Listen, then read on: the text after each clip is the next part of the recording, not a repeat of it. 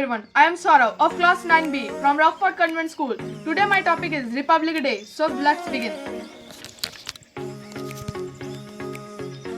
Yes, so first, what is the meaning of Republic? Republic means the head of the state is an elected person and not a hereditary position. And next, what is Republic Day? Republic Day is a national holiday in India when country marks and celebrates the day on which India Constitution came into effect on 26 January 1950. But actually, Constitution adopted on 26 November 1949.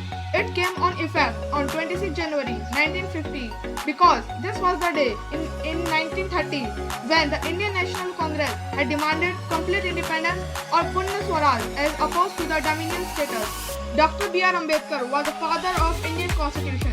There are 389 members in Indian Constitution. Thank you to see my video.